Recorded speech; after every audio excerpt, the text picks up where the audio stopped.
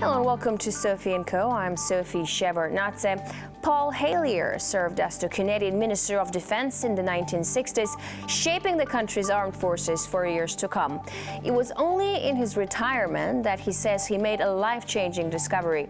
He became the first cabinet-level politician from a G8 country to publicly state that there is extraterrestrial life present on Earth. Is this an elaborate fantasy? Are aliens science fiction? Or is there something to claims of their existence? Extraterrestrial life. For ages, humanity has wondered, is there anything else in the cold darkness of space? Skeptics say there is no proof, but there have always been those who dared to dream. And some even claim to have seen things with their own eyes. Do aliens exist? Are they already here? Do they pose a threat or a chance for salvation? Honorable Paul Hellyer, former Minister of Defense of Canada, and he believes that life forms from space exist and are present on Earth. It's great to have you with us on our show. Why do you say that UFOs are as real as the airplanes flying over our heads? Well, because I know that they are. They've been, as a matter of fact, they've been visiting our planet for thousands of years. And one of the cases that would interest you most, if you give me 2 or 3 minutes to answer, is during the Cold War, 1961, there were about 50 UFOs in formation flying south from Russia to across Europe. And the Supreme Allied Commander was very concerned and about ready to press the panic button when they turned around and went back over the North Pole.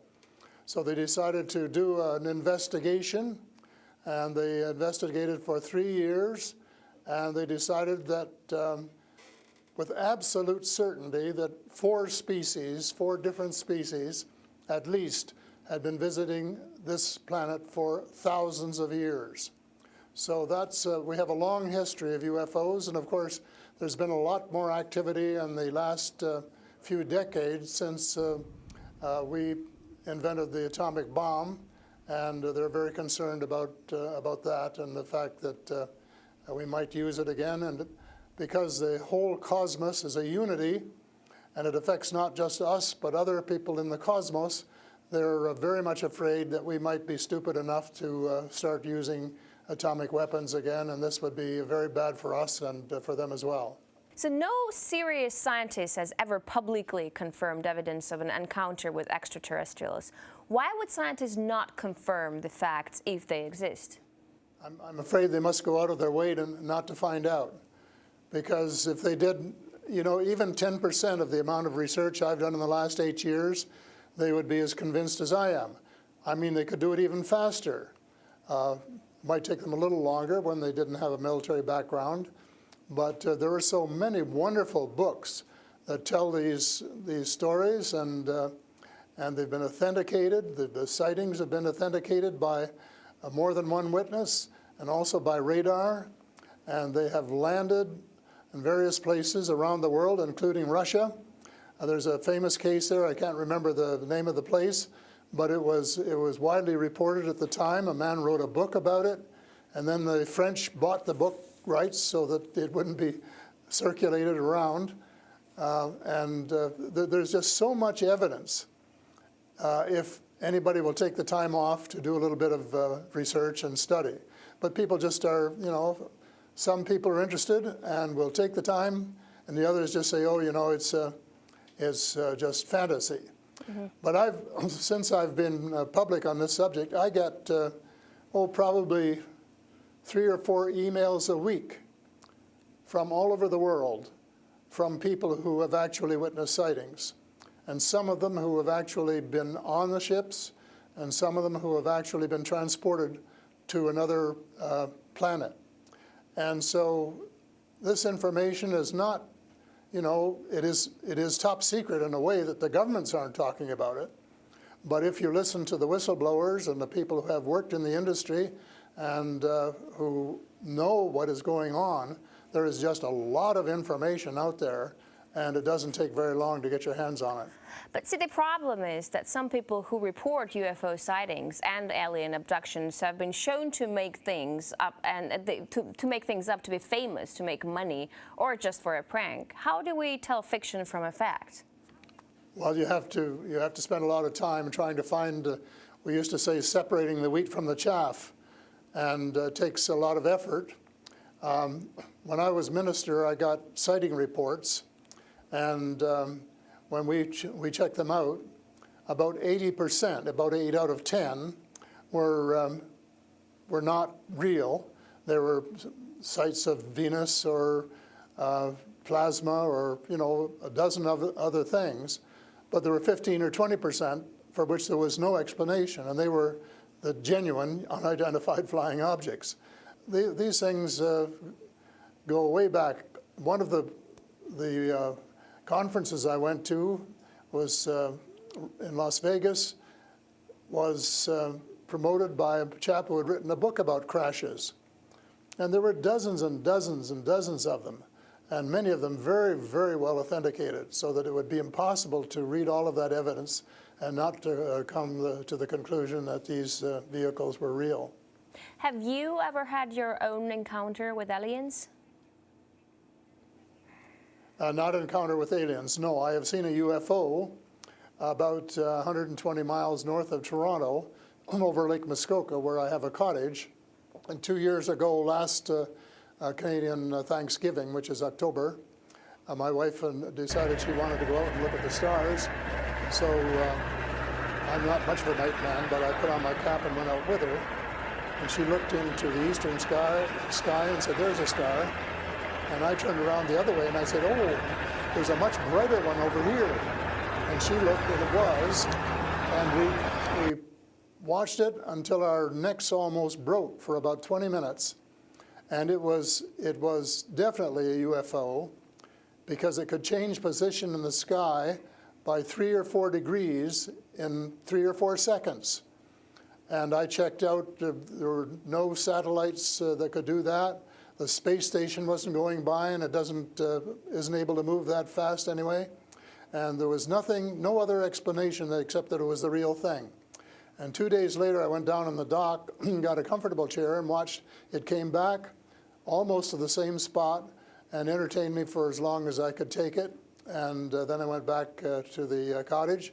But it was very interesting, because it would drop down in the sky, and then it would roar back up, and then it would shift across a few degrees and do a circle and come back at a speed, which, just astronomical speeds. As you know, they travel very, very fast. So does it just look like a falling star that falls really quickly and then rises again? What does it look like? Well, it just looked like a star. It just looks like a star. Right. And I don't know if you're a person who has ever read the Bible or not, but I think the Star of Bethlehem is one of God's flying saucers. Mm-hmm. But you also tell me that people write you emails, 3 to 5 emails a week, and they've actually been abducted, or they have encounters with the aliens. Do they actually tell you what these aliens look like? I mean, everyone's interested. How would I know if I see an alien and if he abducts me? Well, the first question you have to ask is, how many species are there? And I used to think there were, between 2 and 12. And Apollo astronaut Edgar Mitchell, who came to Toronto a few years ago and had dinner with us, agreed that it was somewhere between 2 and 12. But the latest reports that I've been getting from various sources are that there are about 80 different species. And some of them look just like us, and they could walk down the street and you wouldn't know if you ran, walked past one. And they're what we call the Nordic blondes, and also the tall whites, who are actually working with the United States Air Force in Nevada. They're able to get away with that. They had a couple of their ladies dressed as nuns went into Las Vegas to shop, and they weren't detected. And I have a friend who saw one of the men walking along the street, and somebody who would recognize that they were different, and he did. So there are those kind, and then there are the short grays, as they're called. and they're the ones that you see in most of the cartoons. Have very, very slim arms and legs, and they're very short, just a little over 5 feet, and they have a great big torso and a great big head and great big brown eyes.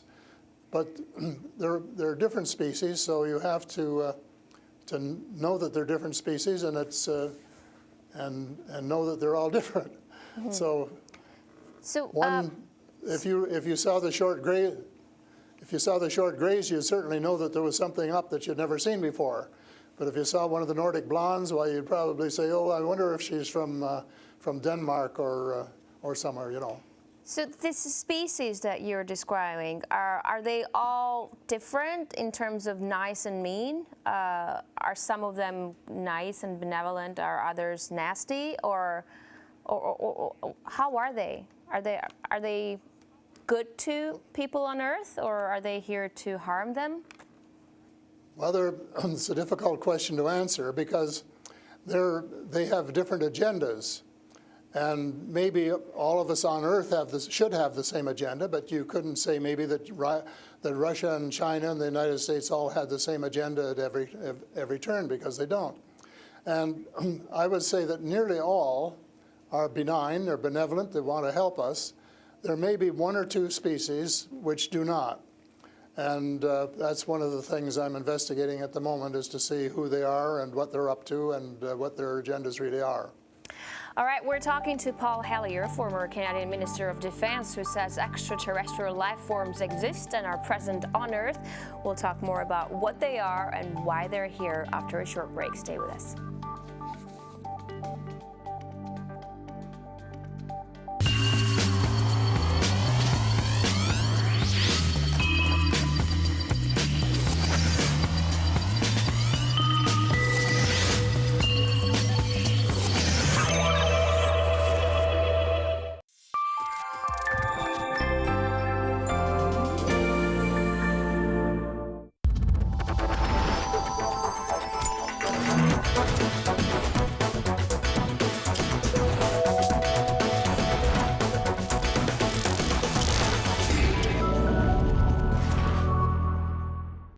On their way to Antarctica, the crew of the academic Fyodorov face many challenges. Here you have to look out for yourself. Crashing onto rocks, trapped in pack ice. In extreme conditions, anything can happen. Antarctica always comes up with surprises. You have to keep your eyes open because there's always something going wrong. The ship carries huge reserves of water, food, fuel, as well as helicopters and people able to survive extreme conditions. They're ready for anything, even an apocalypse. She's really an incredible ship. Calling all Antarctica stations. This is Academic Fyodorov. Radio check. Please respond.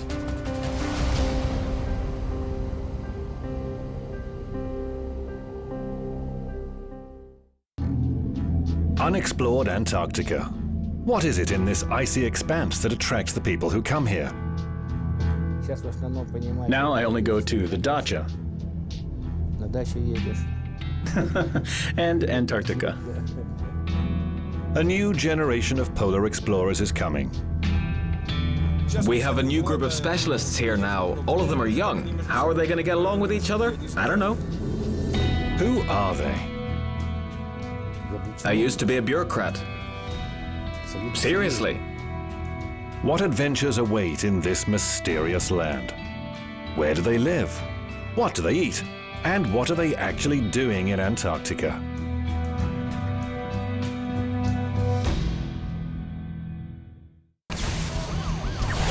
"12 months of change. The moments which redefine the world we live in. RT was there to bring you the full picture. Clash with the police. The police are holding their new envoy to close a camp that is a dark spot on American. Build the barricades which the police had taken down. On New Year's Eve, our global team of reporters and contributors revisit the key events of 2013 and outline what to expect next. Join Anissa Nawi and Kevin Owen for our annual 2-hour news special. Start 2014 with RT.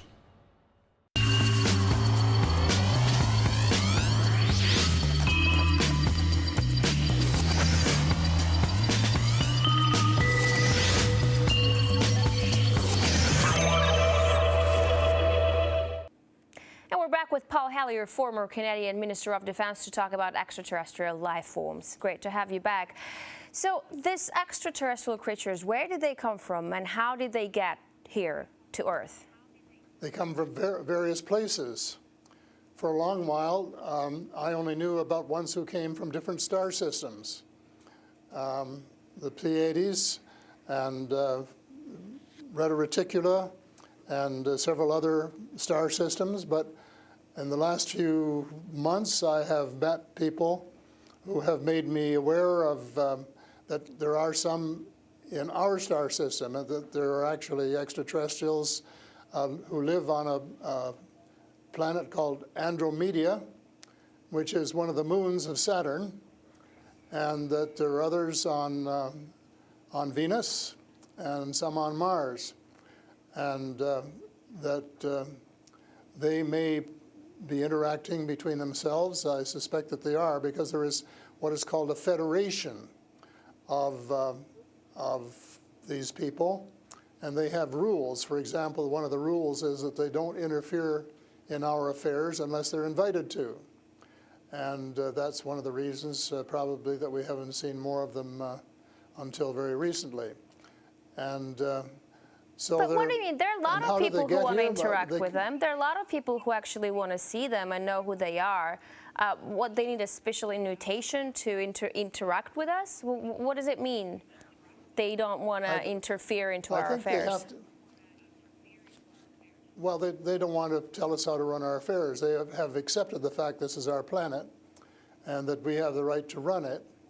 But they're very, very concerned. They don't think we're good stewards of our planet. We're not. We're clear-cutting our forests, and we're polluting our rivers and our lakes, and we're dumping sewage in the oceans, and we're doing all sorts of things which are not what good stewards of their homes should be doing. And they don't like that, and they've made it very clear. And as a matter of fact, they have given us a warning. How? And this has come from more than one source. How have they made it clear? What have they done? They have talked to people. One of the chaps I talked to about a month ago was interacting with them in 1974, he and his brother in Peru, and they were taken to Andromeda, teleported, and they were told what the people there think, and that we're really wrecking our planet, and in fact that something dreadful is going to happen to it if we don't smarten up and change our ways. We spend too much time fighting each other. We spend too much money on military expenditures and not enough on feeding the poor and looking after the homeless and the sick, and that we are polluting our waters and our air, and that we're playing around with these exotic weapons, thermonuclear weapons and atomic weapons, which have such a devastating effect both on our Earth and on other areas in the cosmos, and they don't like that. And that's the reason they would like to work with us to teach us better ways, but only, I think, with our consent. And they work through individuals, and they try and pick out individuals who won't be frightened to death of them, because they can give you quite a fright. One of the cases I'm familiar with was the tall whites in Nevada, where the United States Airmen working with them, were just frightened to death of them. And one, Charles Hall, rescued the daughter of one of the high-up people in the tall whites, and as a result became very good friends with the mother. And as soon as they could trust each other, they had a wonderful relationship. And he wrote a book about it. It's called Millennial Hospitality. Millennial Hospitality. And it tells you how you go through these stages of being scared out of your wits. But then when you establish a trust and a working relationship, why you can have the same relationship, same kind of relationship that you would have with someone here on Earth. But here's what I'm thinking. If you're outing their presence, which is clearly not what they want since they're hiding, why aren't they so afraid of, why aren't you afraid of repercussions? Because you're obviously stating that they're here among us, and you're telling me all the species that exist. they are here among us, and I'm not afraid because in most cases, well, as far as technology is concerned, they're light years ahead of us, and we have learned a lot of things from them. A lot of the things that we use today, we got from them, lead lights and microchips and Kevlar vests and all sorts of things that we got from their technology, and we could get a lot more too, especially in the fields of medicine and agriculture, if we would go about it peacefully. But I think maybe some of our people are more interested in getting their military technology, and I think that's wrong. I think that's wrong-headed, and that's one of the things that we're going to have to change, because we're going to have to work together. Talking about all of us, everywhere on the planet. You've mentioned military technology and swapping technologies and barters between aliens and people in American government. I want to ask you, as a former Minister of Defense of Canada, is interstellar war a possibility? Should we be creating a Star Wars force to defend ourselves from possible invasion or something like that? Well, I think it's a possibility, but it's a possibility especially if we shoot down every UFO that comes in our airspace without asking who they are or what they want. And right from the beginning, we started scrambling planes and trying to shoot them down, but their technology was superior enough that we weren't able to get away with it. Certainly not for a long while. And during that period of time, they could have taken us over without any trouble if they'd wanted to. So I think we have to, rather than develop our own Star Wars, Earth Star Wars, to protect ourselves against them, that we should work with the benign species, who are the vast majority, and work together and rely largely on them, of course, and cooperate so that we would be contributing something at the same time. But I don't think there's any point in us developing a galactic force that would tempt us to go out on our own and get into mischief, which is one of the things I think some of them are concerned about. But what do you expect to happen if people start to believe in alien existence on Earth? Because things are definitely going to change. Our lives aren't going to be the same anymore. Well, I hope that's the case. I hope that's the case, and I'm all for full disclosure, and I'm going to push very hard for full disclosure in the book I'm writing, and to give some reasons for it, things that we really have to know and have a right to know, and that our future as a species, and here I mean all of the species in the world, are potentially at risk if we don't figure out what's going on and work together to try and make life more amenable for all of us. But to work with our neighbors from other planets as well. But still, I'm thinking to myself, if they've been here for such a long time, as you say, and they're interested in helping humanity, as you say, why is our world such a mess? I mean, if you want to help someone, you just help someone. You don't wait for someone to invite you to help that someone, no? Well, I don't, it's something that I think parents can sometimes say to their children, this is what you should do.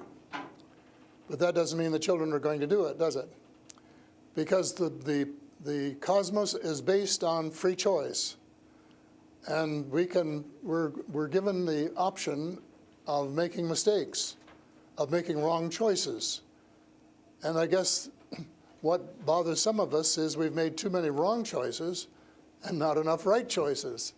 So we're going to have to start switching our priorities and stop spending so much time and effort and weapons to kill each other or to dominate each other, and spending a lot more time on how to help each other to have a better life and a more just society, and a life which is healthier and where the health care is better, and where the food distribution is better, and where the air is cleaner and the water is cleaner, and all of those things that are waiting to be done if we just get together and row, as we say, rowboat, row in the right direction, the same direction. And it's possible, but it's a tall order, and so far we haven't done it. My thesis will be that we have to do it, and we have to start doing it right away. Thank you so much for this interesting interview and insight on extraterrestrial life. That was Paul Hellyer, former Canadian Minister of Defense. He says aliens exist and live among us on Earth. That's all the time we have for today. I will see you in the next edition of Sophie & Co.